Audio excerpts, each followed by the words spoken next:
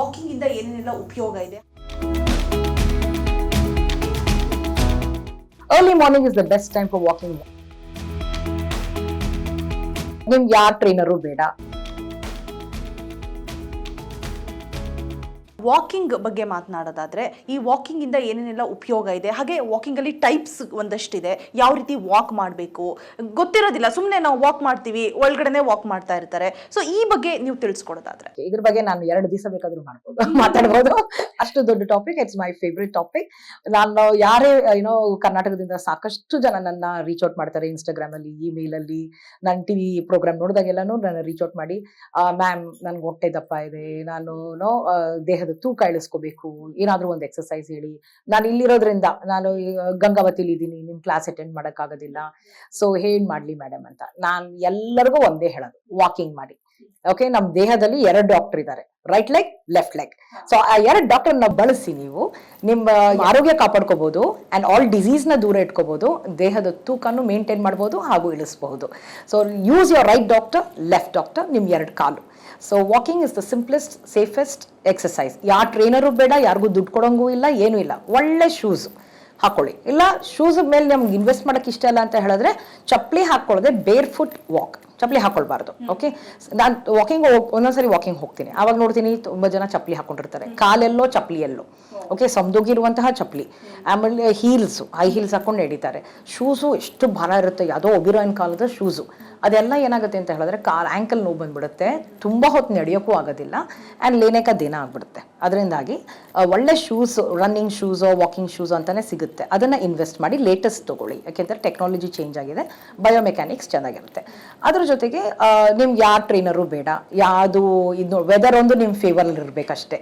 Okay, 30 to 40 minutes walking ಅಂತ ಹೇಳಿದ್ರೆ ನಾಳೆನೇ 30 minutes ಶುರು ಮಾಡ್ಕೊಂಡ್ಬಿಡ್ಬೇಡಿ. ಯಾಕೆ ಅಂತ ಹೇಳಿದ್ರೆ ನಿಮ್ಮ ಬಾಡಿ ಪ್ರಿಪೇರ್ ಆಗಿಲ್ಲ ಅದಕ್ಕೆ.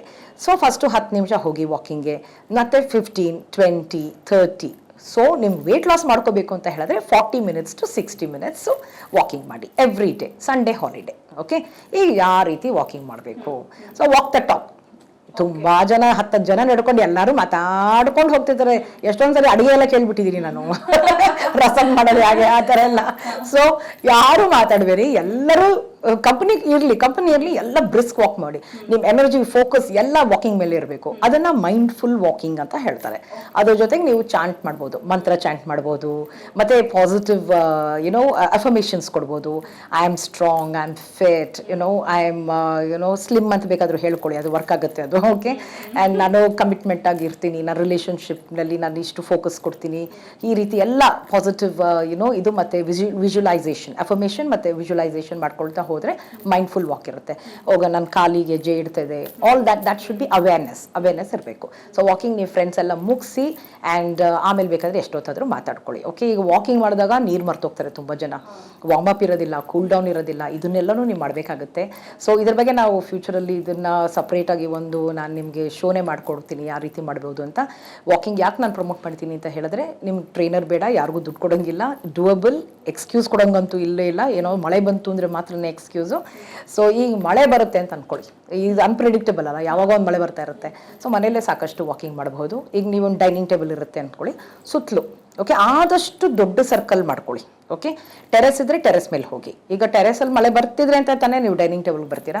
ಮತ್ತೆ ನಿಮ್ಮ ಮನೆ ಎಷ್ಟು ಉದ್ದ ಇರುತ್ತೋ ಅಷ್ಟು ಉದ್ದನೂ ನಡ್ಕೊಂಡು ಹೋಗಿ. ತುಂಬ ಜನ ವಯಸ್ಸಾದವರು ಮನೇಲಿ ವಾಕಿಂಗ್ ಮಾಡ್ತಾನೆ ಇರ್ತಾರೆ, ಕೈ ಹಿಂದೆ ಕಟ್ಕೊಂಡು ನಡೀತಾನೆ ಇರ್ತಾರೆ, ಅವರು ನಡ್ಕೊಂಡೇ ಮಾತಾಡ್ತಿರ್ತಾರೆ. ಓಕೆ, ಸೊ ಆ ರೀತಿನೂ ಟ್ರೈ ಮಾಡಿ. ತುಂಬ ಚಿಕ್ಕ ಏರಿಯಾದಲ್ಲಿ ಹೋಗೋಕೆ ಹೋಗಬೇಡಿ. ಹಂಗೆ ಹೋಗಿದ್ರೆ ಏನಾಗುತ್ತೆ ಅಂತ ಹೇಳಿದ್ರೆ ತಲೆ ಸುತ್ತು ಬಂದ್ಬಿಡುತ್ತೆ. Okay, so don't do that. So ಆದಷ್ಟು ಎಷ್ಟು ಸ್ಪೇಸ್ ಇರುತ್ತೋ ಅಷ್ಟು ಸ್ಪೇಸಲ್ಲಿ ಆ ವಾಕಿಂಗಲ್ಲೇ ಮನೆಯಲ್ಲೇ ಮಾಡುವಂತಹ ಎಷ್ಟು ರೀತಿಯಾದಂತಹ ಎಕ್ಸಸೈಸ್ ನನ್ನ ಹತ್ರ ಇದೆ ಅಂತ ಹೇಳಿದ್ರೆ ಫ್ಯೂಚರಲ್ಲಿ ಡೆಫಿನೆಟ್ ಆಗಿ ತೋರಿಸ್ಕೊಡ್ತೀನಿ ನಾನಿದು. ವೇರಿಯೇಷನ್ ಸಾಕಷ್ಟು ಇದೆ. ಆ್ಯಂಡ್ ವಾಕಿಂಗ್ ಬೇಕಾಗಿರೋದು ನಿಮ್ಮ ವಿಲ್ ಪವರ್, ಓಕೆ, ಮತ್ತೆ ಒಳ್ಳೆ ಶೂಸ್.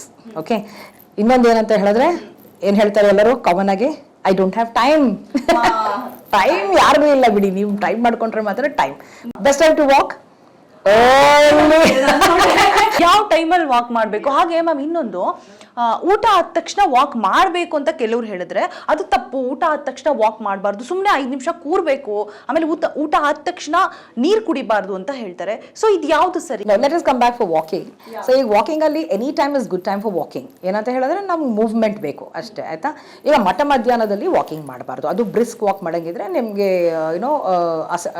ನಿಶಕ್ತಿ ಹೆಚ್ಚಾಗುತ್ತೆ and you will feel very very tired and nauseous and ಗಿಡಿ.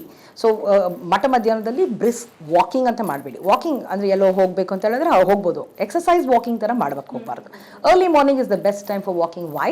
Because ಯಾರಿಗೂ ನಿಮ್ಗೆ ಆ ಟೈಮ್ ಬೇಡ, ಯಾರೂ ನಿಮಗೆ ಫೋನ್ ಮಾಡೋದಿಲ್ಲ, ಯಾರೂ ಮನೆ ಕಡೆ ಬರೋದಿಲ್ಲ, ನೆಂಟರು ಬರೋದಿಲ್ಲ ನಿಮಗೆ. ಓಕೆ, ಜಸ್ಟ್ ಫಿನಿಶ್ ಮಾಡ್ಕೊಂಡು ಬಂದ್ಬಿಡಿ, ಆಮೇಲೆ ನಿಮ್ಮ ಮನೆ ಕೆಲಸ ಶುರು ಮಾಡ್ಕೊಂಡು. ನೀವು ಎಕ್ಸಸೈಸ್ ಮಾಡಿರೋದೇ ಮರ್ತೋಗ್ಬಿಡ್ತೀರಾ ನೀವು, ಯಾಕೆಂತ ಹೇಳಿದ್ರೆ that's the best time to workout. And ಆವಾಗ ಕ್ಯಾಲರೀಸು ಜಾಸ್ತಿ ಬರ್ನ್ ಮಾಡ್ತೀವಿ. ಓಕೆ, ಈಗ ಮಾರ್ನಿಂಗ್ ಮಿಸ್ ಆಯಿತು ಅಂತ ಹೇಳಿದ್ರೆ ಬೇಕಾದರೆ ಸಂಜೆ ಹೋಗಬೇಕು. ಈಗ ವಾಕಿಂಗ್ ಜೊತೆಗೆ ನೀವು 2 to 3 ಯೋಗ ಕ್ಲಾಸಸ್ ಮಾಡಲೇಬೇಕಾಗುತ್ತೆ. ಯಾಕಂತ ಹೇಳಿದ್ರೆ ಸ್ಟ್ರೆಂತ್ ಟ್ರೈನಿಂಗು ಬೇಕು. ವಾಕಿಂಗ್ ಒಂದೇ ಸಾಲದಿಲ್ಲ. ನಾನು ಎಷ್ಟೊಂದು ಸಾರಿ ವಾಕಿಂಗ್ ಮಾಡ್ತಿರೋ ಹೋಗ್ಬಿಟ್ಟು ನೀವು ಯೋಗ ಮಾಡ್ತಿದ್ದೀರಾ, ಯೋಗ ಮಾಡಿದ್ರೆ ಪ್ಲೀಸ್ ಯೋಗ ಮಾಡಿ ಜೊತೆಗೆ ಅಂತ, ಸ್ಟ್ರೆಂತ್ ಟ್ರೈನಿಂಗ್ ಮಾಡಿ ಅಂತ ಹೇಳ್ಬಿಡೋಣ ಅಂತ ಅನಿಸುತ್ತೆ. ಸೊ ಅದೊಂದು ಮನಸ್ಸಲ್ಲಿ ಇಟ್ಕೊಳ್ಳಿ ನೀವು. ಈ ವಾಕಿಂಗ್ ಜೊತೆ ಯೋಗನೂ ಮಾಡಿ. ಈಗ ನೆಕ್ಸ್ಟ್ ನೀವು ಕೇಳಿದ್ದು ಏನಂತ ಹೇಳಿದ್ರೆ ಊಟ ಆಗಿದ ತಕ್ಷಣ ವಾಕಿಂಗ್ ಮಾಡೋದು. ಖಂಡಿತ lunch time and research prove ಮಾಡಿದೆ, ಲಂಚ್ ಟೈಮ್ ಹಾಗೂ ಡಿನ್ನರ್, ಓಕೆ, ರಾತ್ರಿ ಊಟ ಆದಮೇಲೆ ಒಂದು 20 minutes not walking brisk walk ಅಲ್ಲ, ಲೈಟ್ ವಾಕ್ ಮಾಡೋದ್ರಿಂದ ನಿಮ್ಮ ಹೊಟ್ಟೆಲಿರುವ ತಿಂದಿರುವಂಥ ಆಹಾರನೂ ಕರಗುತ್ತೆ. ಯಾಕಂತ ಹೇಳಿದ್ರೆ ನೆಕ್ಸ್ಟ್ ಪ್ರೋಗ್ರಾಮ್ ಟಿವಿ ಮುಂದೆ ಕೂತ್ಕೊಳ್ಳೋದು, ಆಮೇಲೆ ನಿದ್ದೆ ಮಾಡೋದಲ್ವಾ. So that thing will sit down. First of all early dinner ಮಾಡಿ, ಆಯಿತಾ. ಸೊ ಅದನ್ನು ಇದು ಮಾಡಿಕೊಂಡು ಡೈಜೆಸ್ಟ್ ಆಗುತ್ತೆ ಆ್ಯಂಡ್ ನಿಮ್ಮ ಬ್ಲಡ್ ಶುಗರ್ ಲೆವೆಲ್ ಮೇಲೆ ತುಂಬ ಪರಿಣಾಮ ಬೀಳುತ್ತೆ. ಸೊ ಡಯಾಬಿಟೀಸ್ ಕಡಿಮೆ ಮಾಡ್ಕೋಬೋದು. ಎಸ್ಪೆಷಲಿ ಡಯಾಬಿಟೀಸ್ ಇರೋರು ನೀವು ಆ ಟೈಮಿಗೆ ಹೋಗಿ ಇದು ಮಾಡ್ಕೊಳ್ಳಿ. Okay, so that is a very good practice, ನೀವು ಮಾಡಬಹುದಾದಂತಹ ಪ್ರಾಕ್ಟೀಸ್. ವಿಸ್ತಾರ ನ್ಯೂಸ್, ನಿಖರ ಜನಪರ.